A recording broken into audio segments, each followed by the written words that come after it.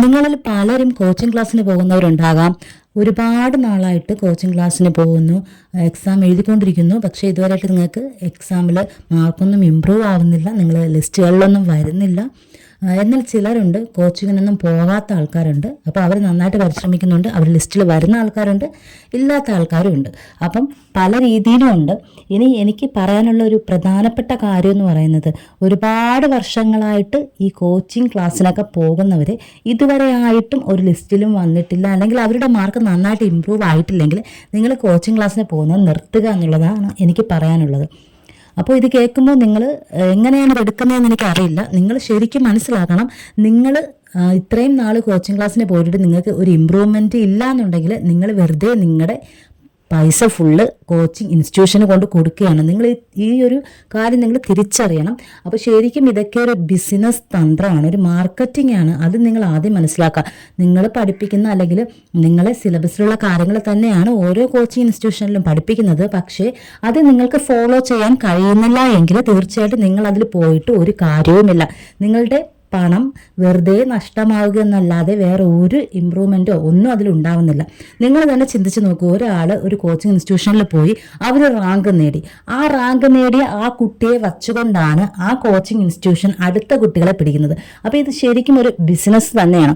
ആ കുട്ടി ഒരുപക്ഷെ റാങ്ക് നേടിയത് അവർ പഠിപ്പിക്കുന്നതും ഒപ്പം അതിനോടൊപ്പം തന്നെ ആ കുട്ടി സ്വയമായിട്ട് അവർക്ക് തോന്നിയ രീതിയിൽ, അല്ലെങ്കിൽ അവർ ഒരു ഗോള്, ലൈഫിലൊരു ഗോള് വച്ചിട്ട് എനിക്കിത് പഠിച്ചേ പറ്റുള്ളൂ എന്നൊക്കെ വച്ചിട്ട് ആ കുട്ടിയുടെയും കൂടെ ഒരു ഹാർഡ് വർക്കിൻ്റെ പുറത്താണ് ശരിക്കും ആ ഒരു റാങ്ക് കിട്ടുന്നത്. അല്ലാതെ ആ കോച്ചിങ് ഇൻസ്റ്റിറ്റ്യൂഷനിൽ പോയാൽ മാത്രമേ ആ റാങ്ക് കിട്ടുള്ളൂ എന്നൊക്കെയുള്ള തെറ്റായിട്ടുള്ള ധാരണയാണ്. ഒന്നാമത്തെ കാര്യം, ആ കുട്ടിക്ക് പഠിക്കണം എന്നുള്ള നല്ല ആഗ്രഹമുള്ള ആളായിരിക്കാം. രണ്ടാമത്തെ കാര്യം, ആ കുട്ടി നന്നായിട്ട് വർക്ക് ചെയ്യാൻ താല്പര്യമുള്ള ആളായിരിക്കാം. അപ്പോൾ ഇങ്ങനെയൊക്കെയുള്ള കാര്യങ്ങൾ ഉള്ളത് കൂടി കൊണ്ടാണ് ആ ഒരു കോച്ചിങ് സെൻറ്ററിൽ നിന്നും അവർക്ക് ആ സിലബസിനനുസരിച്ചിട്ടുള്ള കുറേ ഡീറ്റെയിൽസും കാര്യങ്ങളൊക്കെ കിട്ടിയപ്പോൾ അതും വെച്ച് തൻ്റേതായ രീതിയിൽ ആ ഒരു റാങ്ക് നേടുന്ന കുട്ടി പരിശ്രമിക്കുന്നത് കൊണ്ടാണ് ആ കുട്ടിക്ക് റാങ്ക് കിട്ടുന്നത്. അല്ലാതെ ആ കോച്ചിങ് ഇൻസ്റ്റിറ്റ്യൂഷനിൽ പോയാൽ മാത്രം റാങ്ക് കിട്ടുമെന്ന് പറയുന്നത് വളരെ തെറ്റാണ്. പുതുതായിട്ട് PSCയിലേക്കൊക്കെ വരുന്ന ഉദ്യോഗാർത്ഥികൾ തീർച്ചയായിട്ടും നിങ്ങളിത് ശ്രദ്ധിക്കണം. കാരണം നമുക്ക് ഒരു കോച്ചിങ് ഇൻസ്റ്റിറ്റ്യൂഷനിൽ പോയി നമുക്ക് അവിടെ കോച്ചിങ് ഇൻസ്റ്റിറ്റ്യൂഷൻസിനെ ഒന്നും ഞാൻ കുറ്റം പറയുന്ന എല്ലാം നല്ല തന്നെയാണ്. പക്ഷേ നമ്മൾ പോകുമ്പോൾ ഒരു കാര്യം ചിന്തിക്കുക, നമ്മൾ പോയി 2 വർഷത്തിനുള്ളിൽ നമുക്ക് ഒരു ഇമ്പ്രൂവ്മെൻറ്റും ഇല്ല എന്നുണ്ടെങ്കിൽ കോച്ചിങ് ഇൻസ്റ്റിറ്റ്യൂഷനിൽ പോകുന്നതുകൊണ്ട് ഒരു പ്രയോജനം നമുക്കില്ല എന്ന് നമ്മൾ മനസ്സിലാക്കണം. കാരണം നമ്മൾ ഇനിയിപ്പോൾ കോച്ചിങ് ഇൻസ്റ്റിറ്റ്യൂഷനിലൊക്കെ പോയി പഠിച്ചാലും നമുക്ക് ഉള്ളിൽ നിന്ന് നമുക്ക് എക്സാമിന് ജയിക്കണം, അല്ലെങ്കിൽ നമുക്ക് ഒരു ജോലി വാങ്ങണം എന്നുള്ള ഒരു ദൃഢനിശ്ചയം നമ്മുടെ ഉള്ളിൽ നിന്ന് തന്നെ ഉണ്ടാകണം. അപ്പം നമുക്ക് ആദ്യമേ ഒരു ഫീസ് അടച്ച് നമ്മളൊരു കോച്ചിങ് ഇൻസ്റ്റിറ്റ്യൂഷനിൽ ചേരുമ്പോൾ അത് ഫുൾ എമൗണ്ട് ആയിട്ട് നമ്മൾ കൊടുത്തില്ല ചേരുന്നത്, അല്ലാതെ മാസാമാസമല്ല. അപ്പോൾ നമ്മൾ ഓഫ്ലൈനിൽ പോകണമെങ്കിൽ നമ്മൾ മാസമായിട്ടാണ് കൊടുക്കുന്നത്. ഇപ്പോൾ കൂടുതലായിട്ടും ആദ്യമേ എമൗണ്ട് ഫുള്ളും അടച്ചിട്ടാണ് നമ്മൾ ഈ കോച്ചിങ്ങിന് ചേരുന്നത്. അപ്പോൾ അങ്ങനെ വരുമ്പോൾ നമ്മൾ ആദ്യമേ പഠിച്ചാലും നമ്മൾ പിന്നെ പഠിച്ചില്ലെങ്കിലും ഒന്നും അവരെ ബാധിക്കുന്ന കാര്യമല്ല ഇതൊന്നും. അപ്പോൾ നമ്മൾ ഒരു എക്സാമിന് പ്രിപ്പയർ ചെയ്തു, നമുക്കത് കിട്ടിയില്ല എന്നുണ്ടെങ്കിൽ അടുത്ത എക്സാമിന് നിങ്ങൾ പ്രിപ്പയർ ചെയ്യാൻ വേണ്ടിയിട്ട് അവർ അടുത്ത പരസ്യം ഇറക്കും. അപ്പോൾ തീർച്ചയായിട്ടും ഒരുപാട് നേരത്തെ പഠിച്ച് കയറിയ ആൾക്കാരുടെ കുറച്ച് ആൾക്കാരുടെ ചിത്രങ്ങൾ വെച്ചിട്ട് അവർ നല്ല പരസ്യം മാർക്കറ്റിംഗ് ഒക്കെ ചെയ്യുമ്പോൾ എങ്ങും എത്താത്ത കുറേ ആൾക്കാരുണ്ട്. അപ്പോൾ അവർ ഇത് കണ്ടിട്ട് വീണ്ടും പണം അടച്ച് വീണ്ടും അതിലേക്ക് കയറുകയാണ്. അപ്പോൾ നിങ്ങളിതിൻ്റെ ഒരു സത്യാവസ്ഥ മനസ്സിലാക്കണം. നിങ്ങൾ പഠിക്കുമ്പോൾ നിങ്ങൾ കോച്ചിങ് ഇൻസ്റ്റിറ്റ്യൂഷനിലൊക്കെ പോകുന്നതും ഓൺലൈൻ കോച്ചിങ് ഒക്കെ ചെയ്യുന്നതൊക്കെ ശരിയാണ്, നല്ലതാണ്. പക്ഷേ നിങ്ങൾക്കത് പഠിച്ചിട്ട് ഒരു ഇമ്പ്രൂവ്മെൻറ്റ് കാണുന്നില്ല, 1 വർഷത്തിൽ 2 വർഷത്തിനുള്ളിൽ നിങ്ങൾക്കൊരു ഇമ്പ്രൂവ്മെൻറ്റ് വന്നില്ലെന്ന് കിട്ടുന്നില്ലെങ്കിൽ നിങ്ങൾ ഒരിക്കലും പിന്നെ കോച്ചിങ് ഇൻസ്റ്റിറ്റ്യൂഷൻ എത്ര റാങ്കുകളെ കൊണ്ട് വന്നു കഴിഞ്ഞാൽ പോലും നിങ്ങൾക്കതുകൊണ്ട് ഒരു ബെനിഫിറ്റ് കിട്ടില്ല.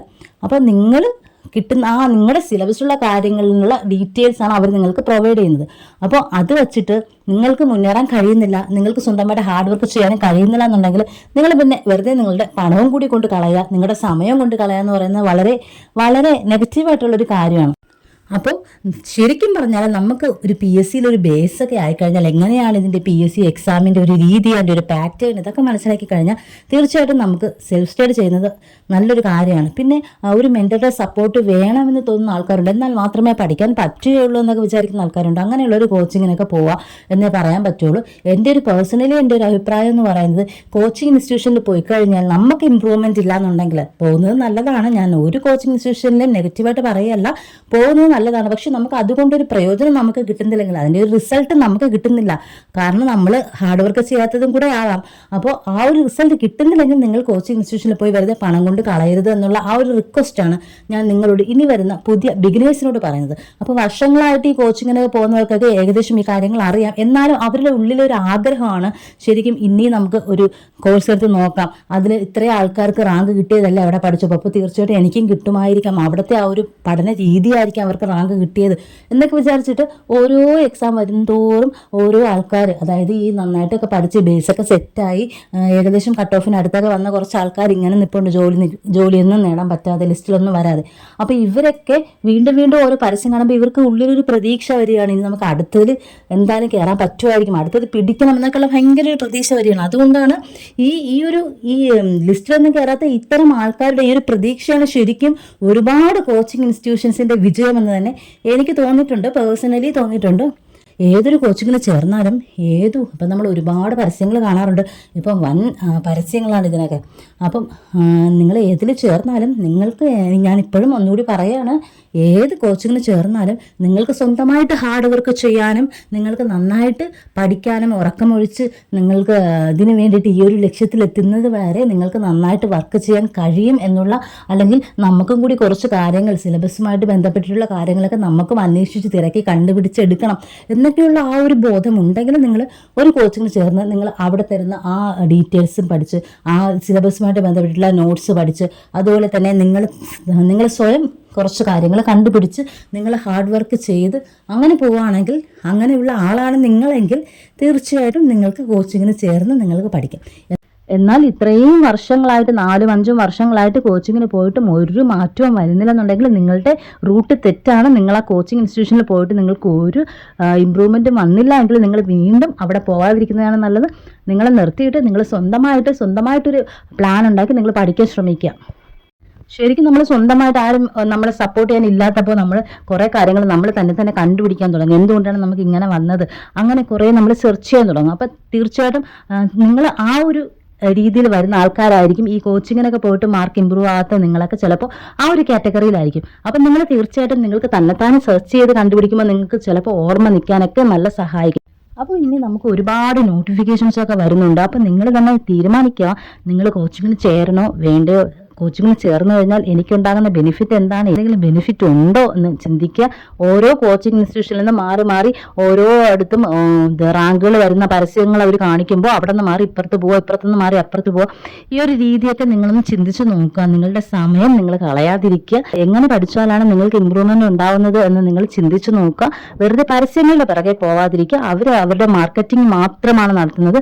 ഇതൊക്കെ തിരിച്ചറിയാൻ നിങ്ങൾ ഒരുപാട് വൈകുകയും ചെയ്യും. അപ്പോഴത്തേനും സമയം കഴിഞ്ഞിരിക്കും, ഏജ് ഓവർ ആവാറാവും. അപ്പോൾ അതുകൊണ്ട് തീർച്ചയായിട്ടും നിങ്ങൾ മനസ്സിലാക്കുക, ഏതൊരു കോച്ചിങ് ഇൻസ്റ്റിറ്റ്യൂഷനിൽ പോയാലും എനിക്ക് ബെനിഫിറ്റ് ആണോ എന്നുള്ളത് നിങ്ങൾ ആദ്യം മനസ്സിലാക്കുക. നിങ്ങൾ 1-2 വർഷം പോയി അതിൽ പഠിച്ച് നോക്കുമ്പോൾ നിങ്ങൾക്ക് ഏകദേശം ഐഡിയ കിട്ടും എനിക്ക് എന്തെങ്കിലും ഇമ്പ്രൂവ്മെന്റ് ഉണ്ടോ എന്ന്. അതനുസരിച്ച് നിങ്ങൾ അതിനെ ഫോളോ ചെയ്യുക, ഇല്ലെങ്കിൽ നിങ്ങൾ അതിനായിട്ട് സ്റ്റോപ്പ് ചെയ്യുക. അപ്പോൾ ഇതാണ് ഞാനിന്ന് പറയാൻ ഉദ്ദേശിച്ചത്. അപ്പോൾ കോച്ചിങ് ഇൻസ്റ്റിറ്റ്യൂഷന് നിങ്ങൾ ഒരു പരസ്യത്തിൻ്റെ രീതിയിൽ നിങ്ങളുടെ മനസ്സിലുണ്ടായിരിക്കണം, അതൊരു മാർക്കറ്റിംഗ് ആണ്. ഒപ്പം നമുക്ക് പഠിക്കാൻ ഡീറ്റെയിൽസ് അവർ തരുന്ന നോട്ട്സ് നമുക്ക് ഫോളോ ചെയ്ത് പോകാനും നമുക്ക് നമ്മുടേതായ രീതിയിൽ അനലൈസ് ചെയ്ത് പഠിക്കാനും കഴിയുന്നുണ്ടെങ്കിൽ നിങ്ങളത് ഫോളോ ചെയ്യുക. അല്ലെങ്കിൽ നിങ്ങൾ നിങ്ങളുടേതായ രീതിയിൽ തന്നെ കൂടുതൽ കാര്യങ്ങൾ സെർച്ച് ചെയ്ത് പഠിക്കുക. അത് നിങ്ങൾ കൂടുതൽ നിങ്ങളുടെ മൈൻഡിൽ നിൽക്കുകയും നിങ്ങൾക്ക് കൂടുതൽ കാര്യങ്ങൾ അറിയാനും കഴിയും. അപ്പോൾ അതുകൊണ്ട് നിങ്ങൾ ഈ ഒരു കാര്യം മറക്കാതെ നിങ്ങൾ മനസ്സിൽ വയ്ക്കുക, അത് പഠിക്കുക, എല്ലാവരും ചിന്തിക്കുക, നന്നായിട്ട് പഠിക്കുക. താങ്ക്